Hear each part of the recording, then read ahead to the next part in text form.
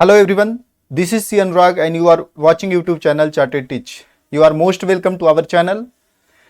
आज की जो टॉपिक की डिस्कशन होने वाली है very very important topic because आज जो टॉपिक है वो अकाउंटिंग के लिए इंपॉर्टेंट टॉपिक है क्योंकि आज अकाउंटिंग में जो डिफरेंट टर्म यूज करने वाले हैं उस टर्म के बारे में हम लोग सीखेंगे कि अकाउंटिंग में क्या क्या टर्म यूज किए जाते हैं और उस टर्म का मीनिंग क्या होता है। टर्म इन द सेंस क्या जो टेक्निकल वर्ड अकाउंटिंग में यूज किए जाते हैं उसके बारे में हम लोग मीनिंग उसका देखेंगे कि अकाउंटिंग टर्म का मीनिंग क्या है और इसका मतलब क्या है।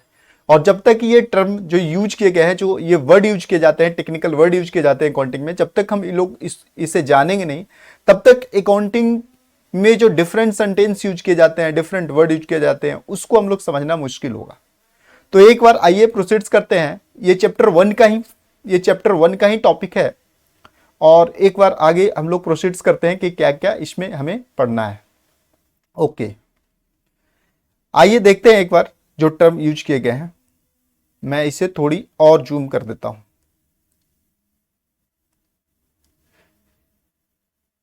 फर्स्ट टॉपिक देखेंगे ट्रांजैक्शंस। ट्रांजैक्शन का मतलब होता क्या है, एक बार देखते हैं ट्रांजैक्शंस का मतलब होता क्या है। कहता है it is an event which involve transfer of money. Okay, it is an event. मैंने आपको बताया था जब पहले इसके पहले की जो कॉन्सेप्ट मैं करा रहा था उसमें ये आपको बताया था इवेंट मींस माने ट्रांजैक्शंस। Event means transactions. अब यहां ट्रांजैक्शंस के मीनिंग में ही इवेंट यूज किया गया है एक दूसरे के लिए। तो कहता है it is an event which involve transfer of, क्या ट्रांसफर, मनी या transfer of goods, transfer of services. यानी कि एन इवेंट एक ऐसी घटना जिसमें क्या हो रही है, ट्रांसफर हो रही है। क्या चीज ट्रांसफर करते हैं हम लोग, चाहे तो पैसे ट्रांसफर करते हैं, मनी ट्रांसफर करते हैं, या तो कोई गुड्स ट्रांसफर करते हैं, या तो कोई सर्विसेज ट्रांसफर करते हैं। And can we classified into cash और क्रेडिट ट्रांजैक्शंस। और इवेंट को, वैसी इवेंट को हम लोग यानी कि उसी ट्रांजैक्शंस को हम लोग क्या करते हैं, चाहे तो कैश में क्लासिफाइड कर सकें या तो फिर क्रेडिट में क्लासिफाई करें। कैश का मतलब यदि हमने गुड्स किसी से परचेज किया है तो उस गुड्स के बदले मैं उसे कैश दे रहा हूं, या तो गुड्स परचेज किया है उसके बदले कैश अभी ना दे करके मैं क्रेडिट पे गुड्स ले रहा हूं। क्रेडिट का मतलब उधार पे गुड्स ले रहा हूं और उसकी पेमेंट मुझे फ्यूचर में करनी होगी। This is called credit transactions. Thereafter उसी तरीके से कोई services, for example Mrs X है जो कि ब्यूटी ट्रीटमेंट सर्विसेज लेती है। ब्यूटी ट्रीटेड सर्विसेज लेते समय वो पेमेंट, ए पोर्शन पेमेंट अभी कैश में कर देती है और उसके बचे हुए पेमेंट है जो कि ऑन क्रेडिट करती है। ऑन क्रेडिट का मतलब कुछ पोर्शन का उसने कैश में पेमेंट कर दी और कुछ है जो कि वो उधार पेमेंट की। उधार पेमेंट का मतलब वो बाद में पेमेंट करेगी, इन फ्यूचर में पेमेंट करेगी, यानी कि उधार में सर्विसेज ली। देयर आफ्टर उसी तरह किसी को मैंने कोई कैश पेमेंट कर दिया, उस कैश की मुझे लेने कब होंगे, हो सकता है फ्यूचर में उसे कैश मैंने लिया होगा या फ्यूचर में कैश उससे मैं लूंगा, या किसी को मैंने कैश किसी से ले लिया और उसकी रिपेमेंट अभी मैं कर रहा हूं। तो वही कहता है event which involve transfer of money, goods, services and can be classified into credit और कैश ट्रांजैक्शंस। कहता है cash transaction is one where cash receipt और पेमेंट इज इन्वॉल्व। कहता है कैश ट्रांजैक्शन हुआ है जहां कैश में रिसिप्ट कर रहे हैं या तो कैश पेमेंट कर रहे हैं, वो कैश ट्रांजैक्शन का मतलब हुआ। And a credit transaction is one where cash is not involve immediately, जहां पर कैश तो इमीडिएटली का मतलब तुरंत नहीं हो रही है पेमेंट, या तो तुरंत कैश रिसीव नहीं कर रहे हैं जब वो इवेंट हो रही है, बल्कि कब करेंगे, बट विल बी पेड और रिसीवेबल लेटर। यानी कि अभी कैश इमीडिएटली तो पेमेंट, जब इवेंट हो रही है तो इमीडिएटली कैश की पेमेंट नहीं हो रही है, उसे कब करेंगे, लेटर, यानी कि बाद में पेमेंट करेंगे या तो बाद में रिसीव करेंगे। This is credit transactions. अब ये ट्रांजैक्शंस हम लोग एक बार समझते हैं कि बिजनेस के पॉइंट ऑफ व्यू से का मतलब क्या होता है। बिजनेस के पॉइंट ऑफ व्यू से ट्रांजैक्शन का मतलब क्या होता है। ओके, ये कहता है transactions means it is a financial transactions. क्या है, it is a financial transaction.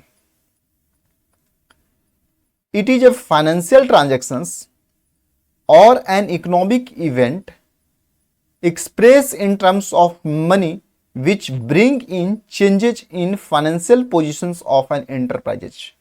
Financial positions का मतलब अगर बिजनेस ऑर्गेनाइजेशंस के एसेट्स या लायबिलिटी में कुछ चेंजिंग आता है, यानी कहता है फाइनेंशियल ट्रांजैक्शंस का मतलब वैसा ट्रांजैक्शंस जो कि मनी में होता है। मैंने फाइनेंशियल ट्रांजैक्शंस आपको लास्ट टॉपिक में, इसके पहले वाले क्लास में आपको बताया था कि फाइनेंशियल ट्रांजैक्शंस का मतलब क्या होता है, और वही फाइनेंशियल ट्रांजैक्शंस वर्ड यहां पर यूज किया गया। फाइनेंशियल ट्रांजैक्शंस का मतलब वैसा ट्रांजैक्शन जिसको हम लोग मॉनेटरी टर्म में मेजर किया जा सकता है। मॉनेटरी टर्म का मतलब रुपये में मेजर कर सकते हैं कि कितने रुपए की ट्रांजैक्शंस हुई है। तो वही कहता है बिजनेस ट्रांजैक्शंस का मतलब यहां पर बताया गया। बिजनेस ट्रांजैक्शंस का मतलब एक फाइनेंशियल ट्रांजैक्शंस, फाइनेंशियल ट्रांजैक्शंस का मतलब ट्रांजैक्शन जो कि रुपए पैसे में हुई है। और an economic event express term of money, या कोई ऐसी इवेंट जो फाइनेंशियल ट्रांजैक्शंस तो नहीं है लेकिन उसे मॉनेटरी टर्म में क्या कर सकते हैं, मेजर कर सकते हैं। और ये जो ट्रांजैक्शन है यानी कि फाइनेंशियल ट्रांजैक्शन या economic event bring changes in financial position of an enterprises, यानी कि इंटरप्राइजेस के बिजनेस ऑर्गेनाइजेशंस के क्या हो रहा है, फाइनेंशियल पोजीशंस को चेंज कर रही है। फाइनेंशियल पोजीशंस का मतलब, फाइनेंशियल पोजीशंस मैं एक बार इधर एक्सप्लेन करता हूं। फाइनेंशियल पोजीशंस का मतलब फॉर एग्जांपल एसेट्स चाहे तो इंक्रीज हो रहा है या तो एसेट्स क्या हो रहा है, डिक्रीज हो जाए। मैं इसे ऐसे लिखता हूं, एसेट्स चाहे तो इंक्रीज हो जाए या तो एसेट्स डिक्रीज हो जाए, तो उसे बोलेंगे फाइनेंशियल पोजीशंस में चेंज हुआ। या और लायबिलिटी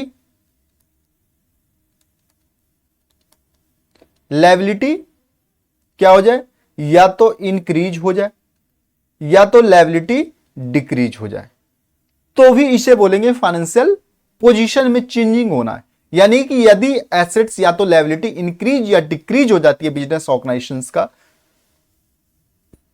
तो उसे बोलेंगे कि ऑर्गेनाइजेशंस के फाइनेंशियल पोजीशंस में चेंजिंग हुआ है। तो वही कहलाता है ये फाइनेंशियल ट्रांजैक्शंस और an economic event expressed in terms of money which brings in a change in financial positions of an enterprises. Yes, financial enterprises के financial positions में कुछ change होता है। It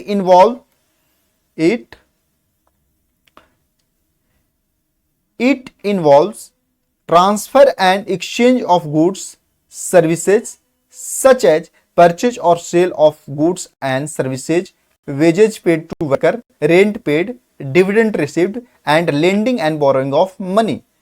कहता है इट इन्वॉल्व्स, कहता है फाइनेंशियल ट्रांजैक्शंस ये भी हो सकता है कि चाहे किसी गुड्स की ट्रांसफर कर सकते हैं, इट इन्वॉल्व ट्रांसफर या एक्सचेंज। कहता है कि मैंने चाहे इसमें फाइनेंशियल ट्रांजैक्शंस या तो इवेंट में चाहे तो ट्रांसफर हो रही है या तो एक्सचेंज हो रही है।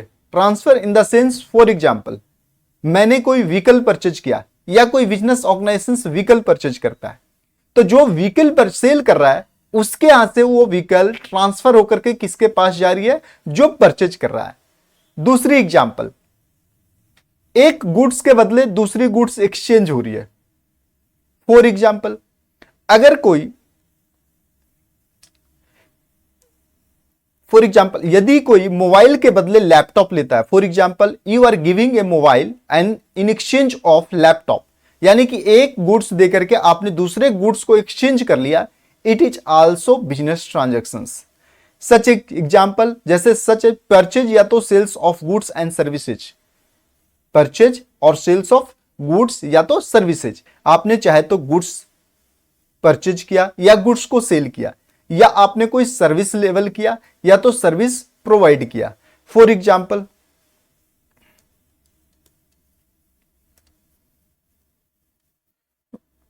क्या हो गया, गुड्स परचेज किया या सेल किया, गुड्स परचेज किया या तो सेल किया, ये क्या हो गया, ये भी फाइनेंशियल ट्रांजैक्शंस हो गया। देयर आफ्टर रेंट पेमेंट किया, ये भी फाइनेंशियल ट्रांजेक्शन हो गया, या बिजनेस ट्रांजेक्शन हुआ। डिविडेंड रिसीव्ड किया, या लेंडिंग, लेंडिंग या borrowing of money. Lending, lending का मतलब आपने किसी को लोन दिया, that is lending. And borrowing, किसी से लोन लिया, that is borrowing words use किया गया। तो ये होती है बिजनेस ट्रांजेक्शंस। बिजनेस ट्रांजेक्शंस का मतलब ये फाइनेंशियल ट्रांजेक्शंस या इवेंट जो कि फाइनेंशियल पोजीशंस के, ऑर्गेनाइजेशंस के फाइनेंशियल पोजीशंस को इंपैक्ट करता हो। इंपैक्ट का मतलब चाहे तो फाइनेंशियल पोजीशंस उससे इंक्रीज हो रही है या फाइनेंशियल पोजीशन डिक्रीज हो रही है। फाइनेंशियल पोजीशंस में दो चीजें आती है, एसेट्स और लायबिलिटी, यानी कि चाहे तो एसेट्स इंक्रीज हो रही है या तो एसेट डिक्रीज हो रही है। उसी तरह से इंपैक्ट या तो एसेट्स, लायबिलिटी इंक्रीज हो रही है या तो लायबिलिटी डिक्रीज हो रही है।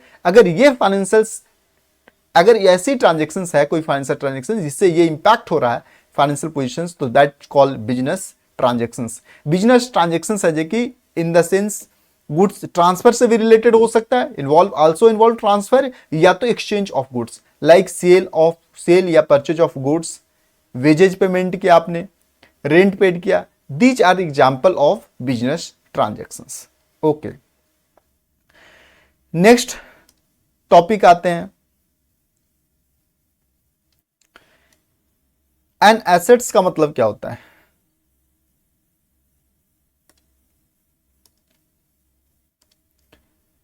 Assets are an economic resources of an enterprise. Enterprise का वर्ड, इंटरप्राइज के यहां पर ऑर्गेनाइजेशंस भी वर्ड आप यूज कर सकते हैं, यहां पर ऑर्गेनाइजेशंस भी वर्ड यूज किया जा सकता है।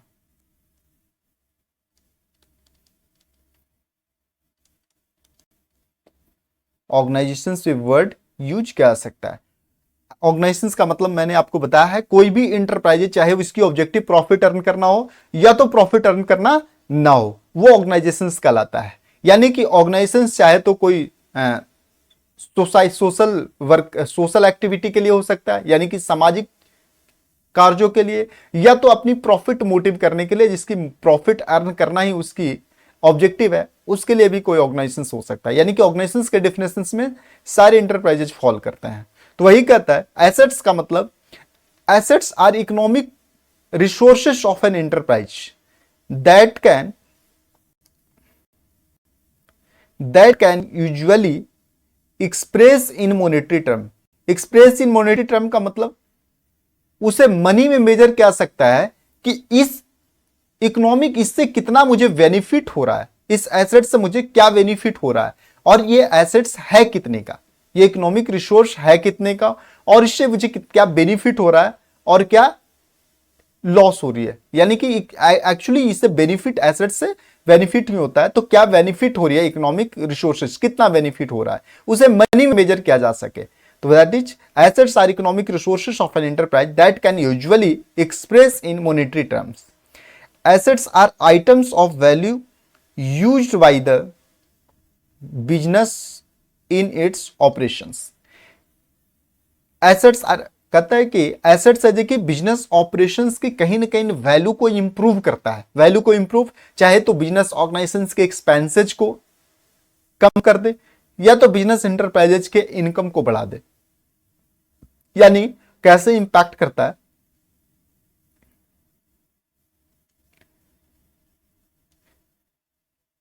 कैसे इंपैक्ट करता है, यानी एसेट्स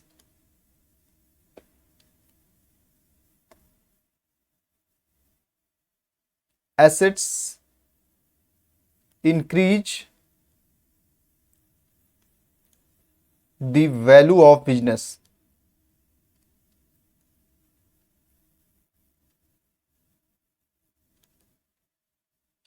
कैसे ये इंक्रीज करता है, या तो एसेट्स को या तो एक्सपेंस को रिड्यूस कर देता है, एक्सपेंसेज को रिड्यूस कर देता है, या इनकम को इंक्रीज कर देता है, इनकम को इंक्रीज कर देता है। This is value in assets, business को इस तरीके से वैल्यू इंक्रीज करता है, वही करता है। एग्जाम्पल भी देखें तो यहां पर दिया गया है कि सुपर बाजार has own A fleet of truck which is use by it for delivering food stuff. Yes, super बाजार के पास अपनी एक ट्रक है जिसको फूड स्टफ को डिलीवरी करने में यूज करता है। जिससे क्या हो रहा है, अगर उसकी अपनी ट्रक नहीं होती तो क्या करता, किसी किराए पर ट्रक लेता और उसे क्या करता, यूज करता डिलीवरी करने में फूड स्टफ को, जिससे कि उस ट्रांसपोर्ट चार्जेस उसे पेमेंट करने पड़ते अगर वो रेंट पे लेता तो इस सिचुएशन में क्या होता, उस सिचुएशन में उसे रेंट पेमेंट करता, यानी कि एक्सपेंस इंक्रीज हो जाता। अब ये ट्रक को होने से ये हो रही है सुपर बाजार के पास कि उस एक्सपेंस को पेमेंट नहीं करना पड़ रहा है, यानी कि एक्सपेंस उसका डिक्रीज हो रहा है, एक्सपेंस को एसेट्स घटा रहा है। तो दिस इज ये इंपैक्ट यहां पर कर रहा है, एक्सपेंस को रिड्यूस कर रहा है, यानी इस एसेट्स यानी कि ट्रक होने के कारण क्या हो रही है, उसकी एक्सपेंसेज कम हो रही है। उसी तरह अगर देखें, दस item will be show on the asset side of the balance sheet of super बाजार। Assets can be broadly classified into two types. First, current assets and non-current assets. अब देखें, कहता है कि एसेट्स और लायबिलिटी हमेशा बैलेंस शीट में show होता है। Assets and liability always balance sheet में शो होता है, जो कि आगे की लेक्चर में ये चीजें आपको बताई जाएगी। तो उसी तरह कहता है कि एसेट्स, अब यहां पे बता रहा है कि there are two types of assets, there are two types of assets. Assets कितने तरीके के होते हैं, दो तरीके के होते हैं। कौन कौन सा, एक बार मैं इसे जूम कर देता हूं।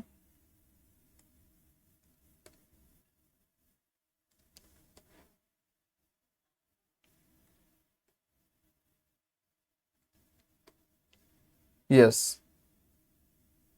एसेट्स दो तरीके के होते हैं। फर्स्ट इज करंट एसेट्स, क्या है, current assets, and second is non current assets, यानी कि एक नन करंट एसेट्स और दूसरी current assets. There are two types of assets, यानी कि फर्स्ट हम लोग तो अभी एसेट्स के डेफिनेशन को देखा, उसके बाद देख रहे हैं कि एसेट्स दो तरीके के होते हैं, non current assets and current assets. Non current assets further there are many parts. First is fix assets, non current investment, deferred tax assets, deferred tax assets, long-term loans and advances, other non-current assets। उसी तरह फिर fix assets, tangible assets, intangible assets, working capital progress, intangible assets under developments। thereafter current assets means current investment हो गया आपका, inventories हो गया जिसे stock को भी नाम से जानते हैं, यानी it is also called a stock.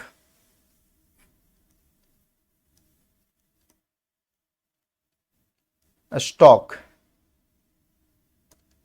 उसके बाद हो गया trade receivable, cash and cash equivalent, short terms loans and advances and other current assets. ये एसेट्स का टाइप था। अब इसे हम लोग आगे भी, फिक्स एसेट्स का मतलब क्या होती है, नन करेंट इन्वेस्टमेंट का मतलब क्या होता है, डेफर्ड टैक्स एसेट्स क्या है, long term loans and advances क्या है, अदर नन करेंट एसेट्स क्या है।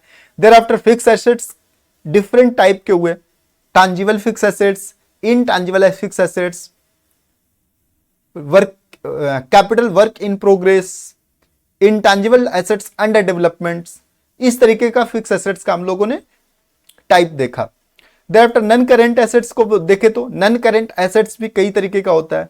फर्स्ट नन करेंट इन्वेस्टमेंट हो गया, इन्वेंट्रीज हो गया, ट्रेड रिसीवेबल हो गया, कैश एंड कैश इक्विवेलेंट हो गया, short terms loans and advances हो गया, उसके बाद आपका अदर करेंट एसेट्स आ गया। इस तरीके का आगे चल करके देखेंगे कि एसेट्स वन बाई वन जो यहां बताया गया है उसकी मीनिंग क्या होता है, यानी कि फिक्स एसेट्स का मतलब क्या होता है, नन करेंट एसेट्स का मतलब क्या होता है। अभी हम लोग यहां पर सिर्फ ये देख लें कि एसेट्स के डेफिनेशन हम लोगों ने, जैसा फर्स्ट पेज में इसके पहले वाले टॉपिक में हम लोगों ने देखा कि एसेट्स क्या है, इकोनॉमिक रिसोर्सेस है जिससे ऑर्गेनाइजेशंस के क्या होता है कि इकोनॉमिक बेनिफिट होता है, इकोनॉमिक बेनिफिट होता है। एसेट्स आर इकोनॉमिक रिसोर्सेज जिससे इकोनॉमिक बेनिफिट होता है। इकोनॉमिक बेनिफिट का मतलब चाहे तो उसकी इनकम इंक्रीज कर जाए या तो एक्सपेंस डिक्रीज कर जाए। उस एसेट्स के कारण चाहे तो इनकम इंक्रीज कर जा रही हो या तो एक्सपेंस डिक्रीज कर जा रही हो, वो इकोनॉमिक रिसोर्सेज हो रही है। जैसे यहां पर देखा कि सुपर बाजार के पास अपनी एक ट्रक थी जिसे फूड स्टॉक को डिलीवरी करने में यूज करता था। अगर वो ट्रक नहीं होता सुपर बाजार के पास तो क्या होता, नहीं होता तो क्या होता कि उसे रेंट पे लेना पड़ता, यानी कि उसे ट्रांसपोर्टेशन चार्जेज पेमेंट करने पड़ते हैं, जिससे कि एक्सपेंस इंक्रीज कर गया, एक्सपेंस बढ़ा हुआ होता। अब इस ट्रक को होने का कारण यह हो रही है कि रेंट पेमेंट नहीं करना पड़ रहा, जिससे कि एक्सपेंस कम गया। तो यह हो गया जाकर के आपका इकोनॉमिक रिसोर्सेज, इकोनॉमिक बेनिफिट क्या हो रही है एसेट्स का, जो हमने देखा। देयरआफ्टर यहां पर देखा करंट एसेट्स और नॉन करंट एसेट्स दो तरीके का होता है। Non current assets and current assets, assets दो तरीके का होता है। कौन कौन? Fix current assets, non current assets. फिर फिक्स एसेट्स, करंट एसेट्स के डिफरेंट टाइप देखें, कितने तरीके के करंट एसेट्स होते हैं, नॉन करंट एसेट्स कितने तरीके का होता है, इसे हम लोग आगे डिटेल में देखेंगे। नेक्स्ट टॉपिक देखें, लायबिलिटी।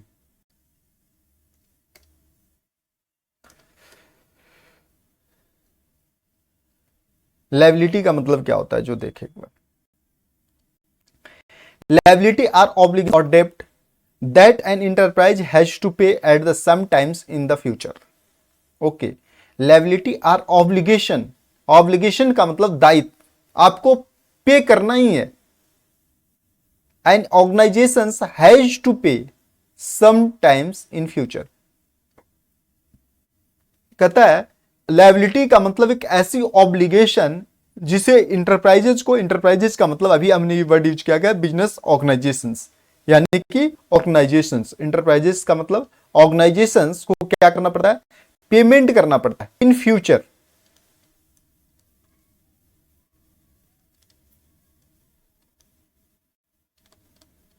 ऑर्गेनाइजेशंस को पेमेंट फ्यूचर में करना होता है। Future, they represent creditors claim on the firm's assets. They represents creditors claim on the fixed assets. Both a small and big business find it necessary to borrow at one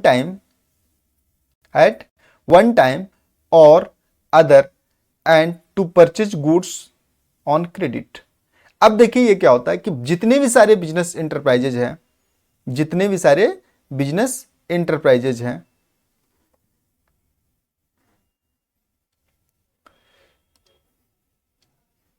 वो क्या करते हैं, बोरो करते हैं, फंड बोरो करते हैं। उसे business organise, business चलाने के लिए क्या चाहिए, फंड चाहिए, लोन चाहिए, पैसे चाहिए। तो लोन कहां से लेते हैं, किसी बैंक से, या लोन जो अदर प्रोवाइड करता है फाइनेंशियल इंस्टीट्यूशंस, वहां से लोन लेते हैं। दूसरी, वो गुड्स कुछ उधार में परचेज करते हैं, जिससे कि हमारी लायबिलिटी बढ़ती है। इस तरीके से हमारी लायबिलिटी इंक्रीज करती है।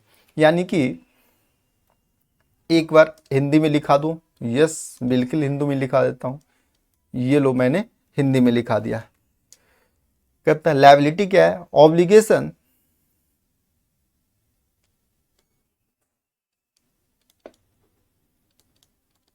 Obligations of the organization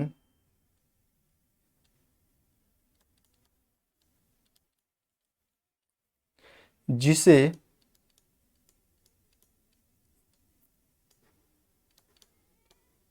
future में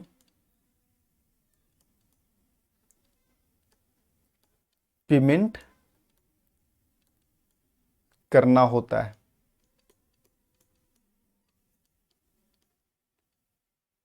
एग्जाम्पल,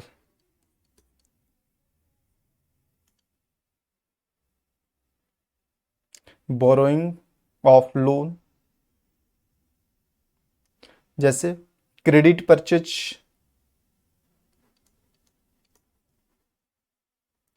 परचेज ऑन क्रेडिट, उधार में परचेज किया।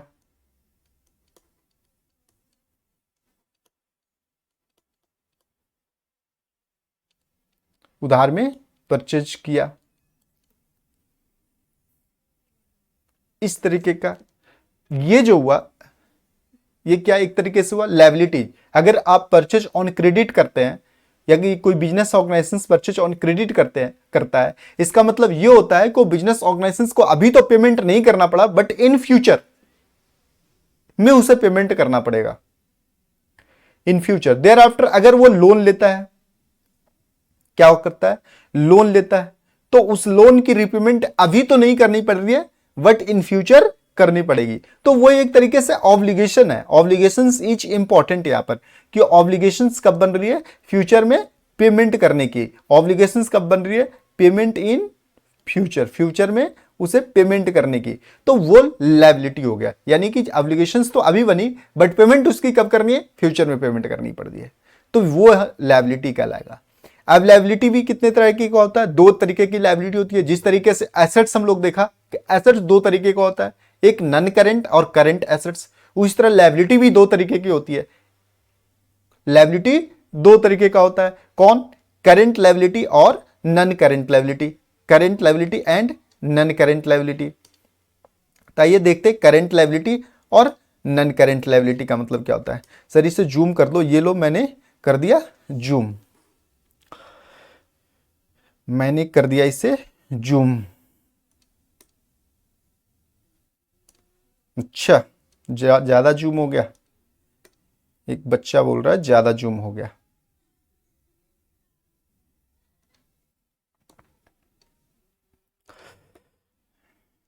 आइए देखते हैं करंट लायबिलिटी और नॉन करंट लायबिलिटी का मतलब क्या होता है। लायबिलिटी दो तरीके का होता है, यहां पर देखें, एक नॉन करंट लायबिलिटी और दूसरी current liability. Non current liability और current liability. Non current liability फिर further divide into four parts. कौन कौन सा, एक long term borrowing, long term borrowing का मतलब आपने लंबे समय के लिए लोन लिया, ओके। दूसरी deferred tax liability, other long term liability और long term provisions. Short term, current liability में देखें short term borrowing, short term का मतलब जिसको payment during the business cycle कर देनी है, वन बिजनेस साइकिल, यानी कि ड्यूरिंग द फाइनेंशियल ईयर कर देनी है। इस जिस फाइनेंशियल ईयर में आपने लोन लिया उसी फाइनेंशियल ईयर में पेमेंट कर देना। आगे समझेंगे फाइनेंशियल ईयर का मतलब भी क्या होता है, या भी समझे कि लायबिलिटी कितने तरीके का होता है, यानी कि non current liability and current liability. उसके बाद trade payable, other current liabilities and short term provisions. ये हो गया हमारा लायबिलिटी का पार्ट। आगे चल करके देखेंगे long term liability, long term borrowing का मतलब क्या होता है जो, ओके। नेक्स्ट कॉन्सेप्ट कैपिटल का मतलब समझते हैं। कैपिटल क्या होता है,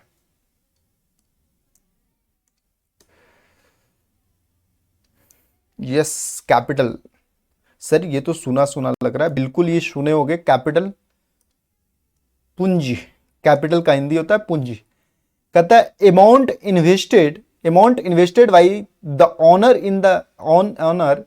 इन the firm is known as capital. अच्छा, अमाउंट इन्वेस्टेड बाई किसके द्वारा, owner, amount invested by owner in the firm known as capital. कहता है जो बिजनेस का मालिक जो बिजनेस को ओपन करता है, उस बिजनेस को चलाने के लिए जो कैपिटल इन्वेस्ट करता है, जो कैपिटल जो पूंजी लगाता है बिजनेस में, उसे क्या बोलते हैं, कैपिटल बोलते हैं। It may B bring in the form of cash या तो एसेट्स। अब देखो क्या होता है, फॉर एग्जाम्पल कोई बिजनेस स्टार्ट करता है किसी चीज का, तो चाहे वो कैश में पूंजी लाए या तो कोई एसेट्स लाए। फॉर एग्जाम्पल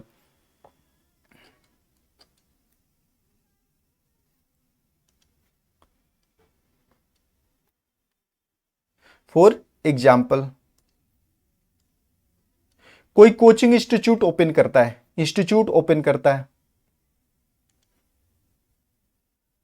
या स्कूल ओपन करता है, स्कूल ओपन करता है। इसमें ऑनर है, ऑनर क्या लाता है, फर्स्ट लैपटॉप यानी computer, second table and chair उसके घर में ही था, यानी कि वो फर्नीचर भी खुद घर से लाता है। फर्नीचर। थर्ड, एक्सपेंस के लिए रुपीज 2 लाख रुपीज कैश भी लाता है, 2 लाख रुपीज कैश भी लाता है। अब ये यहां पर क्या हो रहा है कि जो स्कूल ओपन करने जा रहा है वो अपने कैपिटल के रूप में क्या ला रहा है? What is this is capital. ये क्या है? इतना जो वो ला रहा है बिजनेस स्टार्ट करने के लिए, स्कूल ओपन करने के लिए। एक तो कंप्यूटर, उसकी पर्सनल पहले कंप्यूटर थी, वो अपने बिजनेस में ले आया। उसके घर में फर्नीचर था, वो फर्नीचर यानी टेबल चेयर थे, सोफा थे, वो टेबल चेयर सोफा वो अपने स्कूल में लेकर आ रहा है ताकि उसे स्कूल में परचेज ना करना पड़ सके। तो वो क्या हो रहा है? अपने पर्सनल एसेट्स को बिजनेस में लाकर दे रहा है। तो कैसे ला रहा है? एज ए कैपिटल के रूप में। वो भी क्या हो गया? बिजनेस में कैपिटल लगाया, अपनी पूंजी लगाया। और दूसरी चीज, कैश भी ला रहा है। कितना? 2 lakh rupees, 2 lakh rupees cash में ला रहा है। तो कैपिटल में उन्होंने लाया क्या? तो दो तो एसेट्स लाया। क्या क्या? First is computer, second is furniture.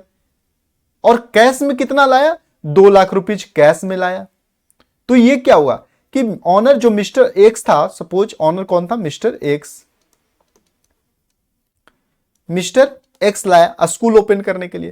तो स्कूल ओपन करने के लिए मिस्टर एक्स ने क्या लाया? Computer, furniture. तो ये क्या लाया? कैश में भी लाया और एसेट्स भी लाया। तो वही कहता है कि कैपिटल क्या ला सकता है ऑनर? कैश में भी ला सकता है और एसेट्स भी ला सकता है। वही कहता है it may be brought in form of cash or assets by the owner for the business entity's capital. By the owner for the business entity capital is an obligations and claim on assets of the business. अब देखो, ये business जो school open कर रहा है, school के लिए क्या है? ये एक ऑब्लिगेशंस है, लायबिलिटी है। कैपिटल क्या है? लायबिलिटी है स्कूल्स के लिए, क्योंकि उसने किससे लिया है? ऑनर से लिया है। ऑनर से ये सारे क्या क्या? फर्स्ट कंप्यूटर, क्या क्या लिया ओनर से? Computer, furniture and 2 lakh rupees. Suppose total मिलाकर कंप्यूटर है जो कि कंप्यूटर कितने का? सपोज 10,000 की कंप्यूटर है,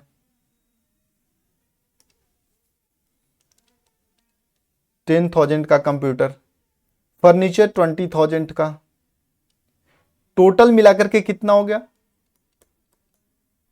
टोटल कितने कैपिटल हो गए? टोटल 10,000 प्लस 20,000 30,000 अब प्लस 2 लाख रुपीज। कितना? 2,30,000, 2,30,000। ये टोटल कैपिटल कितना लाया? मिस्टर एक्स ने अपने बिजनेस में टोटल कैपिटल कितना लगा? 2,30,000 रुपया। तो 2,30,000 क्या हुआ? बिजनेस के लिए एज ए ऑफ लायबिलिटी हो गया, एज ए ऑब्लिगेशन हो गया, क्योंकि बिजनेस ने किससे लिया? ऑनर से लिया। और ये माना जाता है कि ऑनर अलग है और बिजनेस अलग है। ये कॉन्सेप्ट हम लोग आगे चल करके देखेंगे। तो एज ए लायबिलिटी होता है, ये ऑब्लिगेशंस होता है। और ये कहां शो हो जाता है? जब कोई एसेट्स या लायबिलिटी हो तो बिजनेस के किस में शो होता है? बैलेंस शीट में शो होता है। ओके, नेक्स्ट कॉन्सेप्ट देखते हैं एक बार। ये क्लियर हो गया? यस सर, बिल्कुल क्लियर हो गया। नेक्स्ट कॉन्सेप्ट देखते हैं। सेल्स का मतलब क्या होता है? Sales are total revenue from goods और सर्विसेज सोल्ड और provided to the customer. Sale may be cash और क्रेडिट। सर एक बार अंडरलाइन करके बता दो कहां पे चल रहा है। Yes, sales are total revenue from goods and services sold या प्रोवाइडेड टू कस्टमर्स। सेल में भी कैश और क्रेडिट। कहता है कोई भी ऑर्गेनाइजेशंस चाहे तो सर्विस प्रोवाइड करता हो या तो सेल करता हो, या सर्विस प्रोवाइड या तो सेल्स दोनों करता हो, उससे जो रिवेन्यू मिलता है, उससे जो रिवेन्यू आता है, उस टोटल रिवेन्यू को हम लोग सेल्स बोलेंगे। For example, mister x school open किया। अब स्कूल में यहां पर एग्जाम्पल लेते हैं। मिस्टर एक्स ने स्कूल ओपन किया।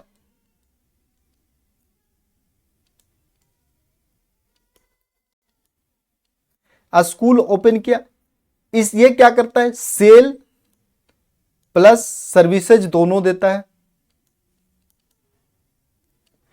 सेल क्या करता है? सेल में स्टेशनरी करता है, कॉपी करता है, किताबें करता है, पेन करता है। तो इस तरीके से स्टेशनरी प्लस स्कूल ड्रेस भी सेल करता है, बच्चों को देता है, उसके लिए अलग से चार्ज करता है। तो सेल में क्या हो गया, सेल में सेल क्या क्या करता है, सेल करता है सपोज ड्रेस करता है, स्टेशनरी करता है। ये टोटल मिलाकर के सपोज उसे आता है कितना, 5 लाख रुपीज। सर्विसेज क्या देता है, सर्विसेज में एजुकेशन फी लेता है। क्या लेता है, एजुकेशन फी, जिसे ट्यूशन फी कहते हैं, एजुकेशन फी।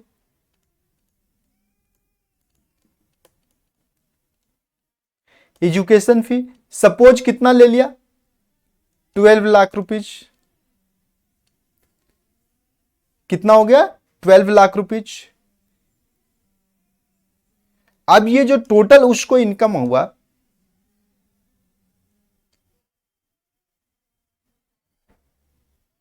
टोटल जो हुआ कितना हुआ, टोटल रेवेन्यू क्या हो गया, टोटल रेवेन्यू, टोटल रेवेन्यू यहां पर कितना देखें, टोटल रेवेन्यू कितना हो रहा है,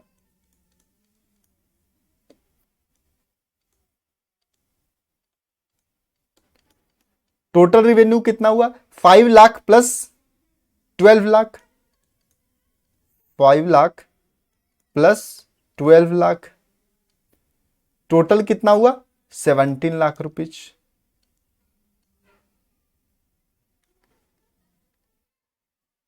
टोटल कितना हुआ, 70 लाख। तो ये 70 लाख क्या हुआ, स्कूल ऑर्गेनाइजेशन क्या था, स्कूल्स था। स्कूल से कितना सेल्स, गुड्स को सेल किया कितना, 5 लाख रुपीज, और सर्विसेज कितना प्रोवाइड किया, 12 लाख रुपीज। तो ये goods sales of service and providing service and sales of goods से टोटल जो इनकम हुआ, टोटल रेवेन्यू उसका हुआ कितना, 70 लाख रुपीज। तो सेल्स उसका कितना कहलाया, 70 लाख रुपीज। तो वही कहता है कि सेल्स का मतलब टोटल रेवेन्यू, जो चाहे तो किसी गुड्स को, चाहे गुड्स को सर सेल्स करने से आया हो या तो सर्विसेज प्रोवाइड करने से आया हो, वो क्या कहलाएगा, सेल्स कहलाएगा। यानी कि इस स्कूल का, मिस्टर एक्स के स्कूल्स का टोटल सेल क्या कहलाएगा, सेल्स क्या कहलाएगा, 17 लाख रुपीज। Okay okay. अब ये रिवेन्यू का मतलब क्या होता है, यस सर बता दो, रिवेन्यू का मतलब क्या होता है।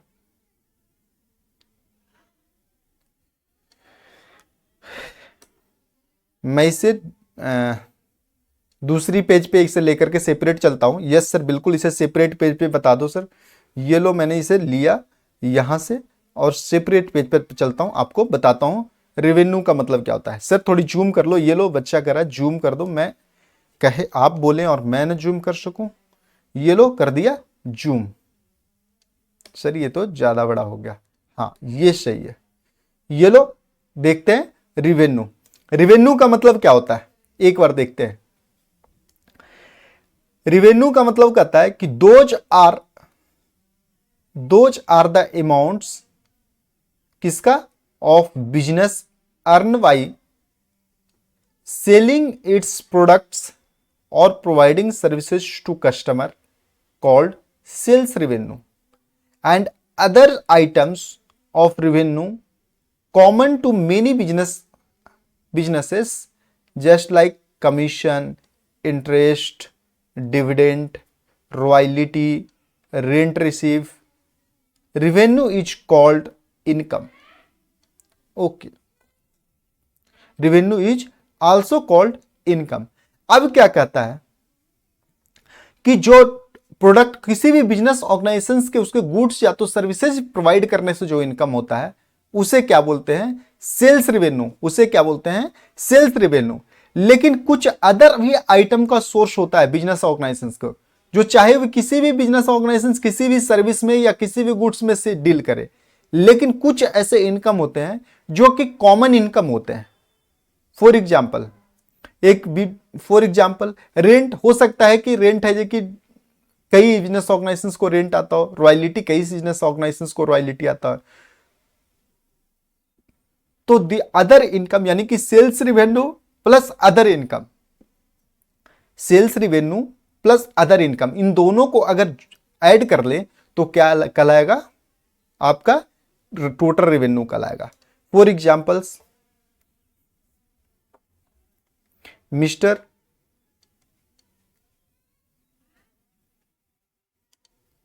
फॉर एग्जांपल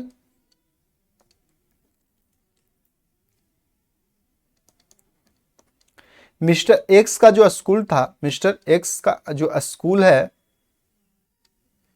उस स्कूल से क्या क्या इनकम हो रहा था,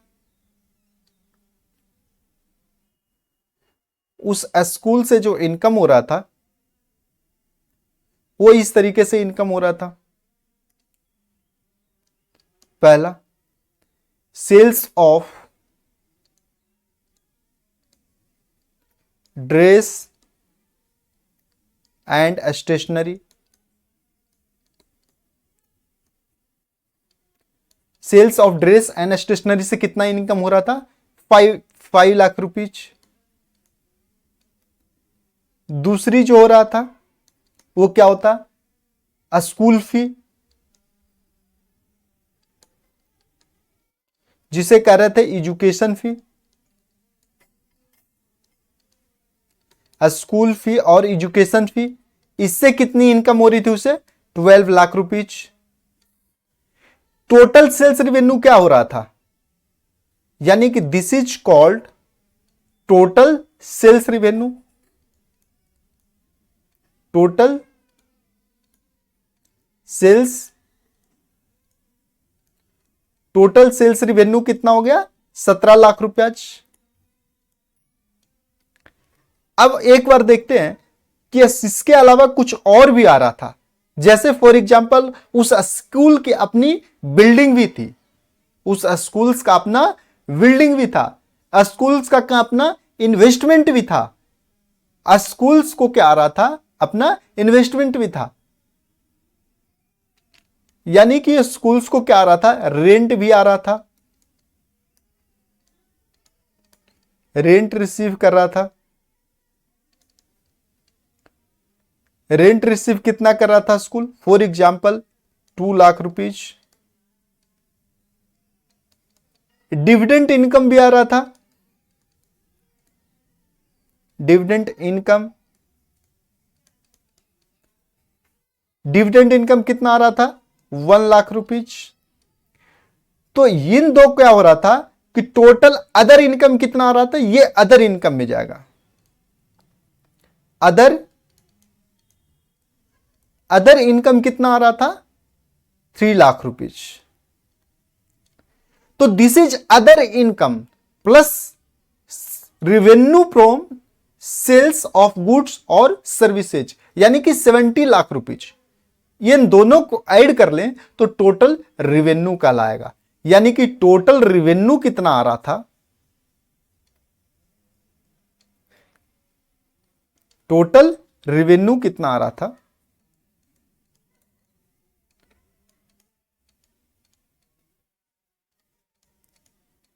टोटल रेवेन्यू 20 लाख रुपीज। वही कहना चाह रहा है, कह रहा है these are the amount of business earn by the selling of its products और सर्विसेज एंड प्रोवाइडिंग इस services to customer called sales revenue, यानी कि ये वाला पार्ट सेल्स रेवेन्यू, यानी कि यहां से ये वाला part this is sales revenue, और thereafter other items of revenue, other item of revenue, यानी कि that is other income, this is called other income, यानी कि ये call other income, other item revenue, ये other item revenue is called other income.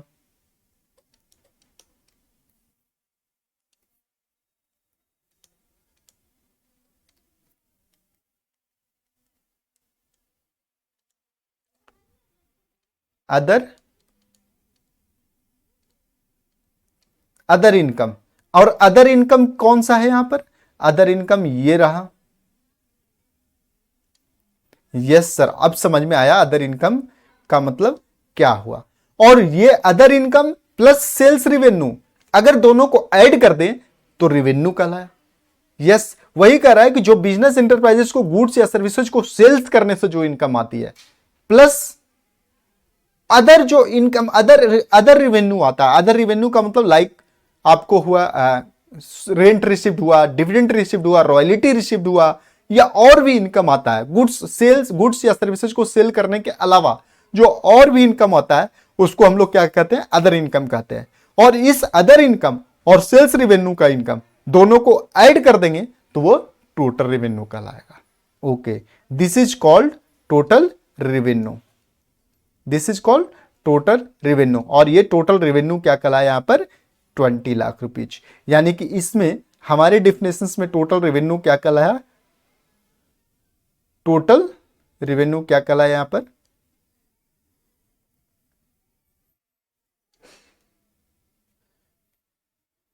Total revenue क्या कहलाया?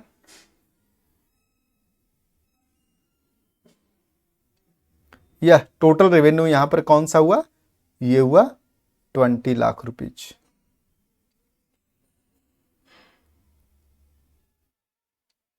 ₹20 lakh. Okay sir, ये समझ में आ गया। अब देखते हैं बचा हुआ कॉन्सेप्ट। नेक्स्ट कॉन्सेप्ट क्या है? रेवेन्यू का हो गया कॉन्सेप्ट हमारा। यस सर, ये रेवेन्यू का भी कॉन्सेप्ट हो गया। नेक्स्ट देखते हैं कि नेक्स्ट कॉन्सेप्ट हमारा क्या है। Yes, expense.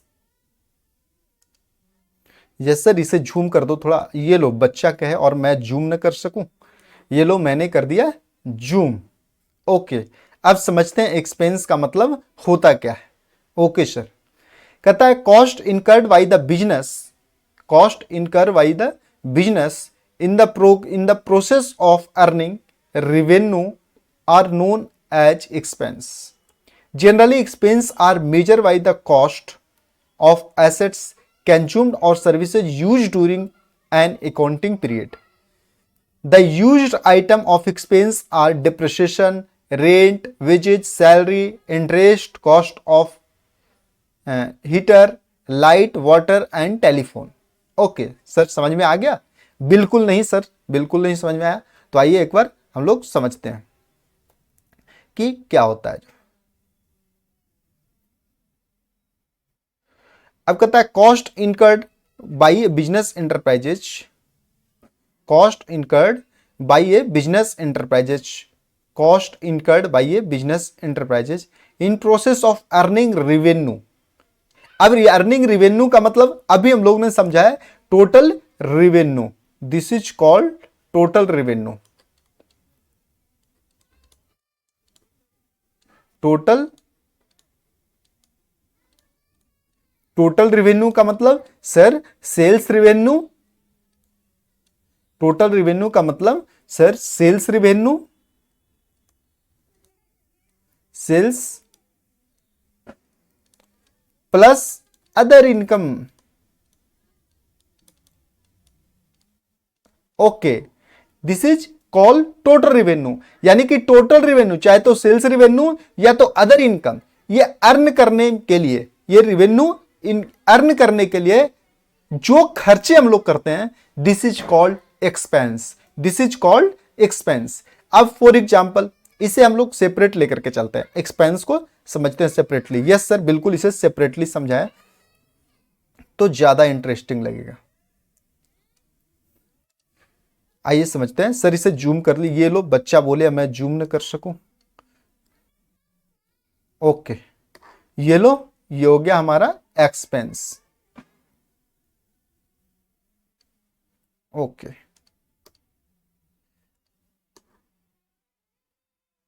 अभी हमने रिवेन्यू का देखा। रिवेन्यू का मतलब यहां पर क्या यूज किया गया है? रिवेन्यू का मतलब यहां पर जो रिवेन्यू वर्ड यूज किया गया है,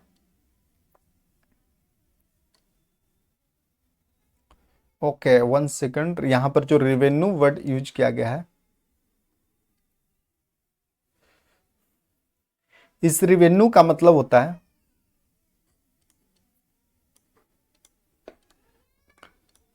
रेवेन्यू का मतलब total revenue, yes sir, total revenue.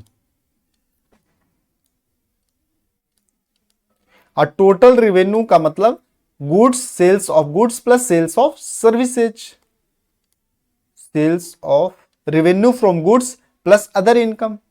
Okay, revenue from goods, revenue from goods,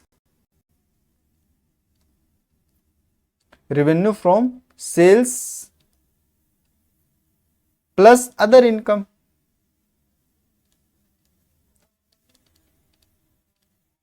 okay sir, अब समझ में आया। तो ये कहलाता है रेवेन्यू। अब इस for example school, mister x school की सर्विसेज प्रोवाइड कर रहा था, mister x school services provide कर रहा था।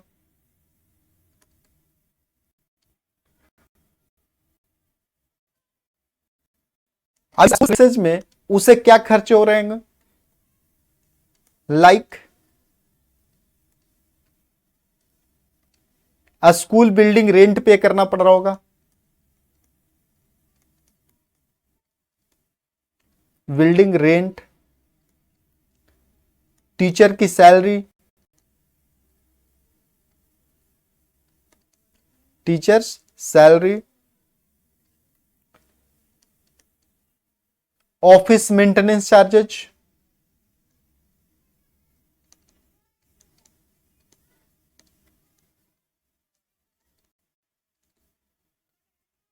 मेंटेनेंस चार्जेज,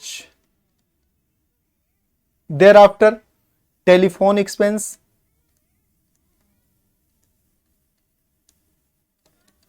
ये सब क्या है, इन सब सारी चीजों की पेमेंट करनी पड़ रही होगी। किस लिए पेमेंट करनी पड़ रही होगी, क्योंकि उसे ये रेवेन्यू अर्न करने से रिलेटेड खर्च है। जब तक ये एक्सपेंस नहीं करेगा तब तक वो क्या स्कूल की सर्विसेज प्रोवाइड कर सकता है, बिल्कुल नहीं। तो दिस इज कॉल्ड एक्सपेंस, यानी कि जो रेवेन्यू अर्न करने के लिए, यानी रेवेन्यू के लिए जो एक्सपेंस इनकर्ड करता है वो एक्सपेंस करता है, वो एक्सपेंस कहलाता है। तो यहां पर क्या करना कहलाएगा, ये एक्सपेंस क्या कहलाएगा, क्या कहलाएगा, एक्सपेंस।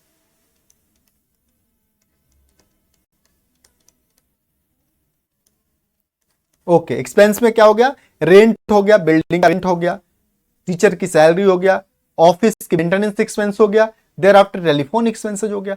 तो ये सब सारे क्या कहलाएंगे, एक्सपेंस कहलाएंगे। ओके, अब आगे आते हैं नेक्स्ट कॉन्सेप्ट। नेक्स्ट कॉन्सेप्ट क्या था, एक्सपेंडिचर। एक्सपेंस और एक्सपेंडिचर में क्या डिफरेंस है, यस सर बताओ, एक्सपेंस और एक्सपेंडिचर का मतलब क्या होता है। आइए इसे भी सेपरेट हम लोग समझते हैं। यस सर, सेपरेटली समझाओ। चलो, बच्चा बोले सेपरेटली समझाओ और मैं ना समझाऊं, ये होने वाली बात नहीं है।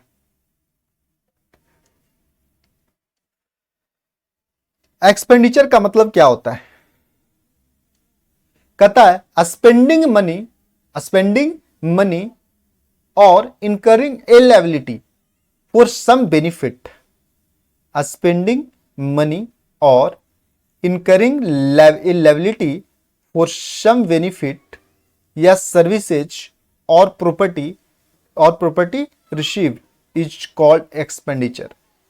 For example, purchase of goods, purchase of machinery, payment of furniture are example of expenditure. कहलाता है कि चाहे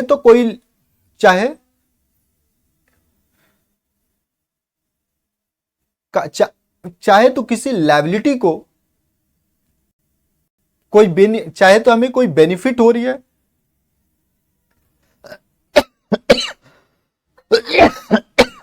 सॉरी, कह रहा है चाहे तो हमें कुछ बेनिफिट लेने के लिए या तो कोई सर्विसेज रिसीव करने में, चाहे तो कोई बेनिफिट हमें हो रही है या तो कोई सर्विसेज रिसीव कर रहे हैं या तो कोई एसेट्स ले हमारे पास आ रही है या तो कोई गुड्स परचेज कर रहे हैं या तो कोई एसेट्स परचेज कर रहे हैं। इन सारी इससे रिलेटेड अगर कोई एक्सपेंस होता है इससे रिलेटेड कोई एक्सपेंस होता है तो उसे एक्सपेंडिचर बोलेंगे, इसे एक्सपेंडिचर बोलेंगे। फॉर एग्जाम्पल अगर कोई गुड्स परचेज किया तो हम क्या कर रहे हैं, उसे परचेज कर रहे हैं, तो परचेज करने से रिलेटेड जो एक्सपेंसेज है, हमें पेमेंट एक्सपेंसेज है, उसे क्या करेंगे, एक्सपेंडिचर बोलेंगे। एसेट्स परचेज किया, एसेट्स परचेज करने से रिलेटेड एक्सपेंस हुआ तो उसे एक्सपेंडिचर कर बोलेंगे। For example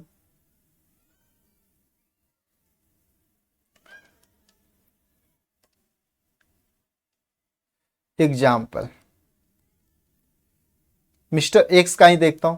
mister x school की सर्विसेज प्रोवाइड करता है। मिस्टर एक्स स्कूल चलाता है।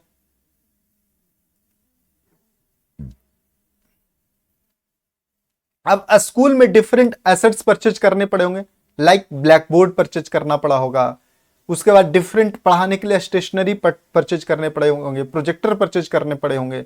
इनसे रिलेटेड जो पेमेंट हुआ होगा वो क्या कहलाएगा, एक्सपेंडिचर कहलाएगा। वो क्या कहलाएगा, एक्सपेंडिचर कहलाएगा। यानी purchase of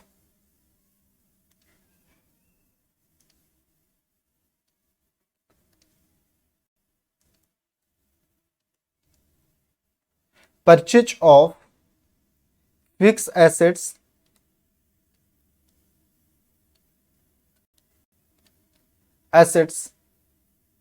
purchase of fixed assets. Example, purchase of generator,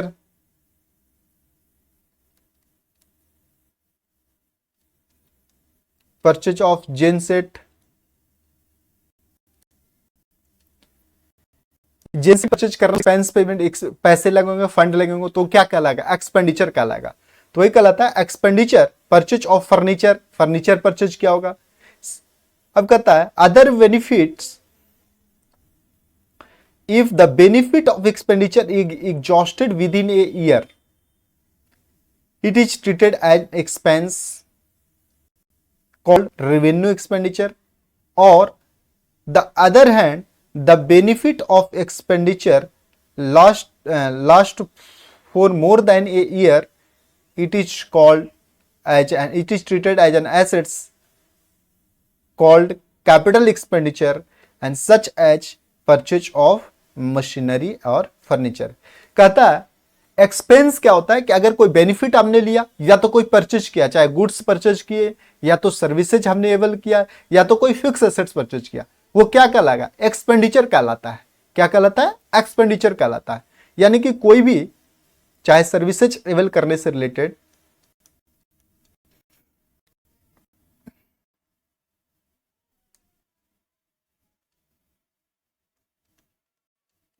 services able किया, या तो कोई बेनिफिट लिया, या एसेट्स परचेज किया, सर्विसेज एबल किया,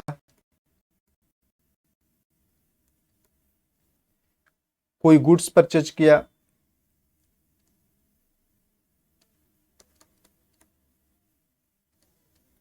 कोई गुड्स परचेज किया, यस, या कोई एसेट्स परचेज किया,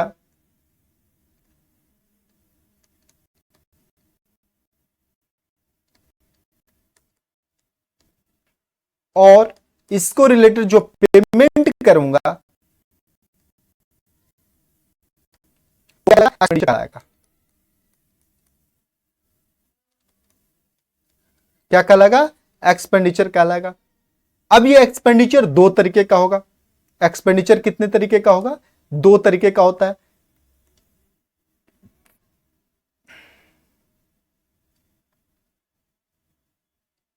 एक्सपेंडिचर कितने तरीके का होता है, दो तरीके का, two types of expenditure.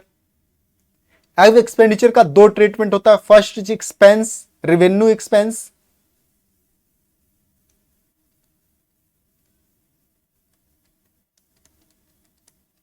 Revenue expense, यहां पे लिखा हुआ है revenue expense. And thereafter capital expenditure.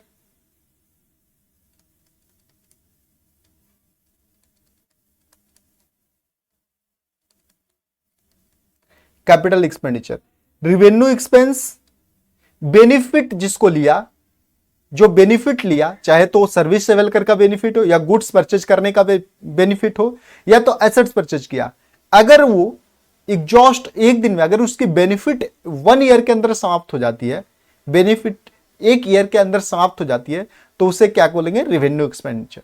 और अगर कैपिटल एसेट्स परचेज किया जिसकी बेनिफिट है कि 1 से अधिक साल होती है, उसे कैपिटल एक्सपेंडिचर ट्रीट करेंगे, जिसकी बेनिफिट 1 साल में खत्म हो जाती है।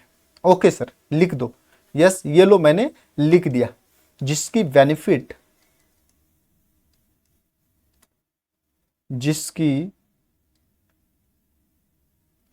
जिसकी बेनिफिट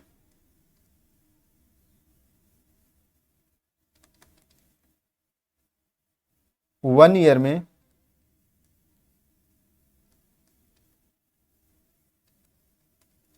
समाप्त हो जाती है, समाप्त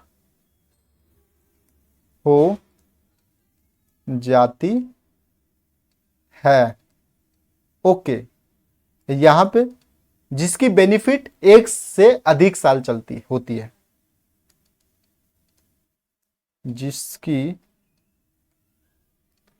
जिसकी बेनिफिट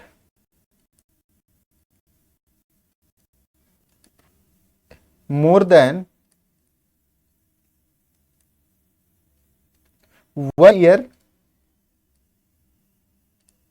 होती है। यस सर, अब समझ में आया। तो वही कहता है एक्सपेंडिचर का मतलब चाहे तो कुछ एसेट्स या तो कोई गुड्स या तो अदर बेनिफिट लेने के लिए हम लोग जो पेमेंट करते हैं उसे क्या करते हैं, जो मनी स्पेंड करते हैं उसे एक्सपेंडिचर बोलते हैं।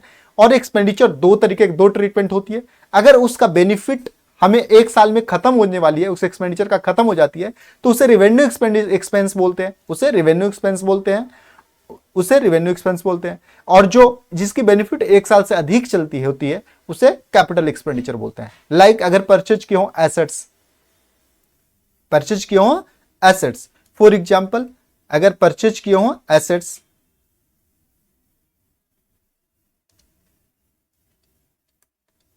परचेज ऑफ गुड्स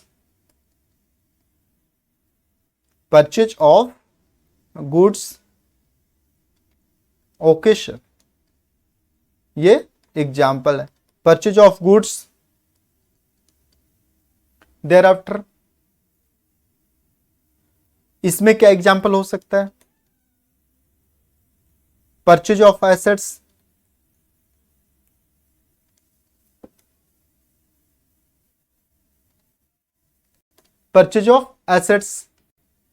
ये एग्जाम्पल क्या हो सकता है?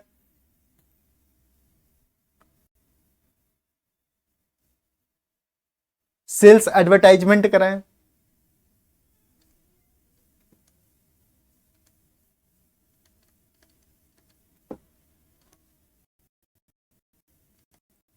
Sales advertisement. यहां पर क्या हुआ? लोन लिए, कैपिटल एसेट्स, जिसकी बेनिफिट क्या हुआ? 1 से अधिक साल से। Heavy advertisement,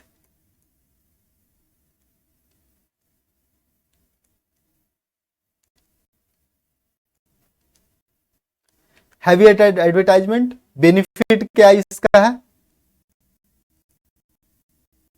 more than 1 year. तो इस तरीके से हम लोग को देखें कि क्या एक्सपेंडिचर की क्या ट्रीटमेंट होता है। ओके, नेक्स्ट कॉन्सेप्ट पे आते हैं। एक्सपेंडिचर हो गया, यस बिल्कुल एक्सपेंडिचर हो गया सर। नेक्स्ट कॉन्सेप्ट पे आते हैं, प्रॉफिट का मतलब क्या होता है। ओके सर, प्रॉफिट का मतलब क्या होता है?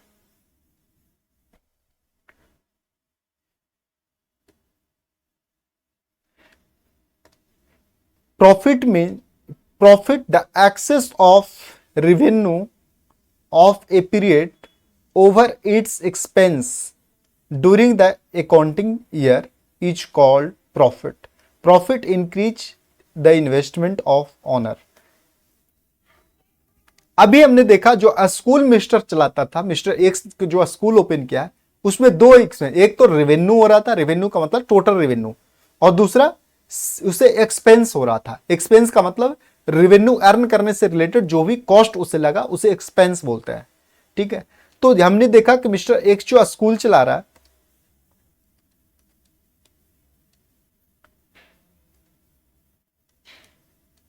मिस्टर एक्स जो स्कूल चला रहा है, इसमें क्या हो रहा है, उसकी टोटल रेवेन्यू कितनी आ रही थी,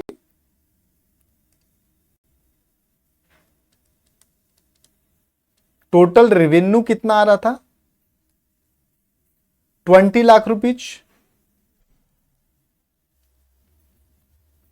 तो 20 लाख कैसे आ रहे थे, 17 लाख रुपीज आ रहे थे उसके टोटल सेल्स से, सेल्स रेवेन्यू, और अदर इनकम कितना आ रहा था, 3 लाख रुपीज। एक बार दिखा दो, ये लो मैं इसको आप तुम्हें दिखाता हूं। यस, ये देखो सर्विसेज 5 to 7 यानी कि 17 लाख रुपीज कैसे आ रहा था, ये देखो टोटल रेवेन्यू कितना आ रहा था, 12 लाख प्लस 5 लाख, 12 लाख प्लस 5 लाख, 17 लाख, और कितना आ रहा था, 5 लाख रुपीज, और अच्छा 5 लाख, ये 17 लाख आ रहा था सेल्स रेवेन्यू, ये सेल्स रेवेन्यू। टोटल रेवेन्यू कितनी आ रहा था, टोटल रेवेन्यू क्या आ रहा था, yes total revenue 20 lakh rupees. Yes, ये देखा हमने टोटल रेवेन्यू 20 लाख रुपीज। तो आगे देखते हैं कि टोटल 20 लाख रुपीज प्रॉफिट क्या है, का मतलब क्या हुआ, 20 लाख रुपीज उसको क्या आ रहा था, टोटल रेवेन्यू आ रहा था। अब वो जो एक्सपेंस उसका हो रहा था, एक्सपेंसेस जो उसका हो रहा था, यहां पे वर्ड यूज करता हूं टोटल एक्सपेंस, टोटल जो एक्सपेंस हो रहा था वो कितना हो रहा था, suppose 13 lakh rupees, 30 lakh rupees. यानी टोटल एक्सपेंस का मतलब इस रेवेन्यू को अर्न करने में, टोटल 20 लाख अर्न करने के लिए जो उसको खर्चे हुए थे, एक्सपेंस हुए थे, यानी कि कॉस्ट जो लगा था वो कितना लगा था, 13 लाख रुपीज लगा था। कितना, 13 लाख रुपीज। तो उसके प्रॉफिट कितना हो गया, profit is equal to 20 lakh minus 30 lakh. Profit is equal to, profit कितना हो गया, प्रॉफिट हो गया जाकर के आपका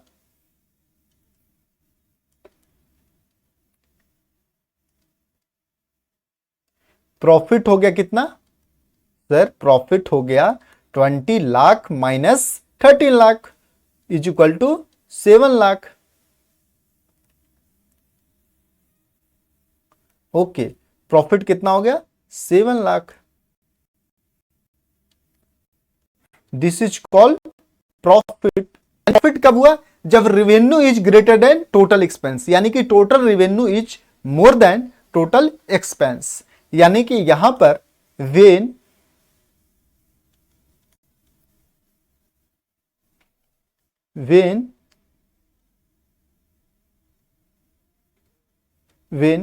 total revenue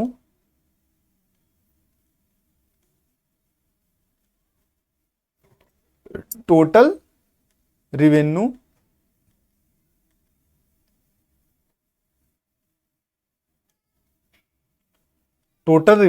is more than total expense, तब हमें क्या होती है, प्रॉफिट होता है। जैसे इस एग्जांपल में देखा, ये प्रॉफिट हुआ। अब आते हैं गेन का कॉन्सेप्ट। यस सर, बताएं गेन का concept. As a profit that arise from,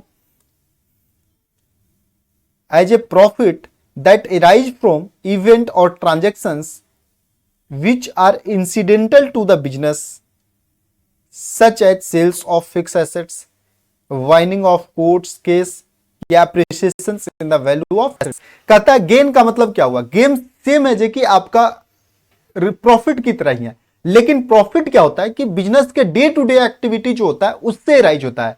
day to day activity का मतलब, फॉर एग्जांपल अगर किसी बिजनेस का काम है सर्विसेज प्रोवाइड करना, ब्यूटी ट्रीटमेंट की सर्विसेज, तो ब्यूटी ट्रीटमेंट की सर्विसेज से जो इनकम आती है उसे प्रॉफिट बोलेंगे, उसे प्रॉफिट बोलेंगे। लेकिन वो ब्यूटी ट्रीटमेंट की सर्विसेज के अलावा जो अदर सोर्स से जो उसको प्रॉफिट होता है, फॉर एग्जांपल उसके पास एक बिल्डिंग था, उस बिल्डिंग को उन्होंने परचेज किया था आज से 5 साल पहले 20 लाख रुपीज में, अब वो ब्यूटी ट्रीटमेंट वाला उस बिल्डिंग को बेच रहा है आज 30 लाख रुपीज में, तो 20 लाख माइनस 30 लाख यानी कि 10 लाख रुपीज की जो प्रॉफिट यहां पर हुई, उसे प्रॉफिट वर्ड नहीं यूज करके हम लोग गेन वर्ड यूज करेंगे, बिकॉज उसकी जो एक्टिविटी है, डे टू डे एक्टिविटी, वो ब्यूटी ट्रीटमेंट की सर्विसेज प्रोवाइड करने की है, बट उसे अदर जो इनकम हो रही है वो कहां से हो रही है, फिक्स एसेट्स को सेल करने से इनकम हो रही है।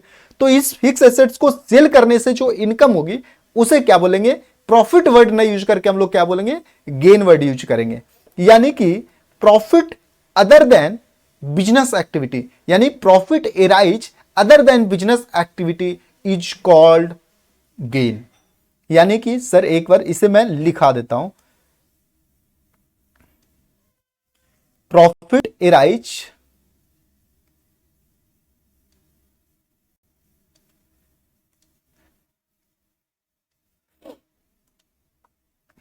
यानी profit arise other than business activity, day to day business activity, profit arise other than day to day business activity, day to day profit arise other than day to day business activity, business activity is called, क्या कहलाएगा, gain. For example, receipt from insurance company, insurance company से हमने claim किया, for example एक vehicle था, vehicle का accident हो जाता है, अब उस एक्सीडेंट जो इंश्योरेंस इंश्योर्ड था वो इंश्योरेंस कंपनी से क्लेम करता है। अब insurance company give the insurance amount, यानी कि जो पॉलिसी अमाउंट है वो पेमेंट करेगा, किसको करेगा, बिजनेस को करेगा, इन क्लेम ऑफ व्हीकल एक्सीडेंट। तो जो इंश्योरेंस कंपनी से जो पैसे आएंगे उसको क्या बोला जाएगा, एज ए प्रॉफिट और गेन, तो गेन यहां पर, because the business organization is not activity related to, उसकी बिजनेस एक्टिविटी नहीं है कि गाड़ी को एक्सीडेंट कर लेना देर आफ्टर इंश्योरेंस कंपनी से रिसीव करना, बल्कि उसकी डे टू डे एक्टिविटी कुछ और है। बट ये इंसिडेंट टू बिजनेस है, ये बिजनेस में आकस्मिक घटनाएं हैं जो कि हुई है और जिससे कि इंश्योरेंस कंपनी से पेमेंट रिसीव्ड हुआ है, इसलिए ये गेन कहलाएगा। ओके, जैसे यानी कि एग्जांपल में लिखता हूं, payment received from insurance company, payment received from insurance company, insurance company नहीं, insurance claim, insurance claim, this is the example. उसके बाद कोर्ट फीस रिसीव करते हैं, appreciation of fix assets, fix assets की वैल्यू इंक्रीज कर जाती है। For example मैंने परचेज किया था लैंड 35,000 का, आज उसकी वैल्यू इंक्रीज हो जाती है 45 लाख, तो 45 लाख माइनस 30 लाख, 35 लाख, यानी जितने में परचेज किया था, जो 10 लाख की जो वैल्यू एप्रिशिएट हुई है, कॉल गेन कॉल आएगा, क्योंकि हमें बुक्स में एसेट्स को किस वैल्यू पे बुक करना रहता है, मार्केट वैल्यू पे।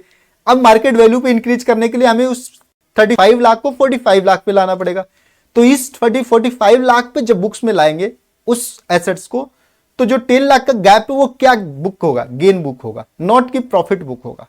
ओके, तो गेन और प्रॉफिट में यही डिफरेंस है कि जो day to day activity, for example schools में जो day to day revenue income total कितना हो रहा था, प्रॉफिट 7 लाख रुपीज।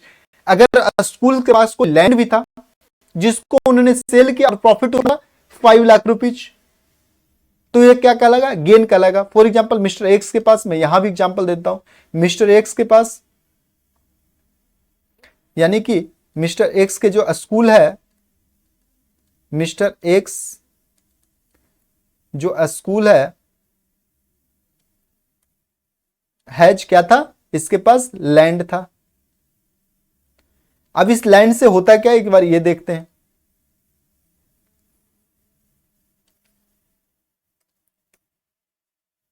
उन्होंने परचेज किया था कितना में, सेल्स किया था, फॉर एग्जांपल सेल्स उन्होंने किया था इस लैंड को 35 लाख रुपीज में। परचेज कितना में किया था, परचेज कितना में किया था, परचेज किया था इन्होंने 30 लाख रुपीज में। अब इसे सेल करने पे गेन कितना हो रहा है? गेन हुआ 35 lakh minus 30 lakh is equal to 5 lakh rupees. तो ये गेन जो हुआ यहां पे क्या प्रॉफिट वर्ड यूज किया जाएगा? नहीं, यहां पे ये प्रॉफिट वर्ड यूज नहीं किया जाएगा। प्रॉफिट वर्ड यूज नहीं किया जाएगा। क्यों नहीं यूज किया जाएगा? बिकॉज ये डे टू डे एक्टिविटी नहीं है। यहां पर क्या वर्ड यूज किया जाएगा? This is gain. तो ये हम लोगों ने देखा कि गेन का मतलब क्या होता है, प्रॉफिट का मतलब क्या होता है। तो आज की जो कॉन्सेप्ट यहां पर कहां पर होगी, प्रॉफिट भी हो गया और गेन भी हो गया। अब नेक्स्ट देखते हैं कि हम लोग को नेक्स्ट कॉन्सेप्ट क्या देखना है।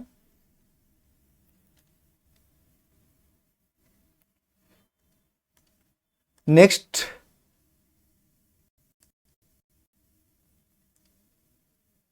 एसेट्स ये हो गया, लायबिलिटी हो गया, यस सेल्स हो गया, रेवेन्यू हो गया। रेवेन्यू का मतलब हम लोगों ने देख लिया, प्रॉफिट का मतलब भी देख लिया और गेन का मतलब भी देख लिया। ओके, आगे की जो कॉन्सेप्ट है वो आपको नेक्स्ट लेक्चर में होगी। और तब तक के लिए thank you and bye. Stay home, stay safe. और अगर चाहते हैं कि आपको नेक्स्ट वीडियो की सब्सक्रिप्शंस, आपको नोटिफिकेशन मिले, तो इस चैनल को सब्सक्राइब करना होगा। So again thank you. Okay, good bye.